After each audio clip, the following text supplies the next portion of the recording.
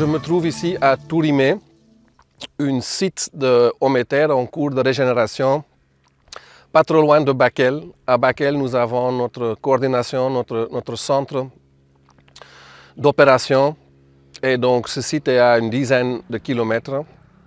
Hométer est actif dans la région ici depuis 3 ans. En totalité, nous avons maintenant un patrimoine d'autour de 5000 hectares. Mais le plus grand défi, c'est la protection. C'est la protection contre le pâturage. Et donc, on a développé toutes sortes d'instruments, d'outils, de programmes pour pouvoir contrôler, diminuer la pression de pâturage des chèvres. Mais finalement, on a décidé d'investir dans une clôture qu'on a baptisée Fenet, qui est assez innovatif. Il y a donc 3 caractéristiques qui définissent la particularité du Fenet. Première caractéristique, le Fenet c'est mobile. C'est une clôture qu'on peut facilement déplacer. Et donc, le Fenet est déposé sur le sol. Donc, ce n'est pas mis dans le sol, mais c'est mis sur le sol. Donc, on peut facilement le déplacer, ce qui est d'ailleurs aussi le but. Donc, le Fenet, l'idée, c'est que le Fenet reste ici pour protéger le site les premiers 3 ans, 4 ans, 5 ans maximum.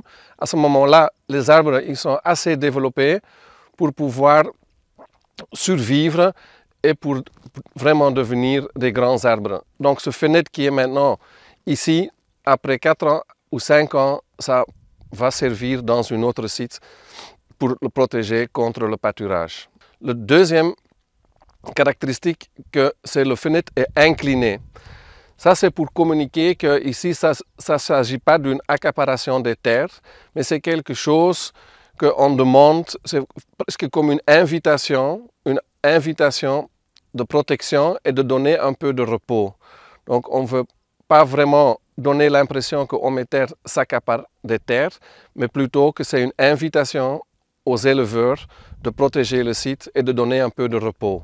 La troisième caractéristique, c'est que le Fenet est fait à base des matériaux qui sont localement faciles à acheter.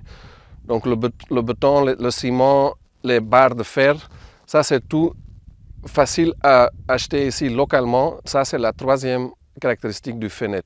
Donc maintenant, il y a une tâche qui s'ajoute au devoir des hommes verts. Les hommes verts doivent maintenant aussi maintenir et réparer le Fenet. C'est très important qu'il n'y ait pas de plantes qui grimpent là-dessus. Donc le Fenet doit être bien maintenu, doit être bien protégé par les hommes verts. Comme ça peut servir peut-être 3 ou 4 fois.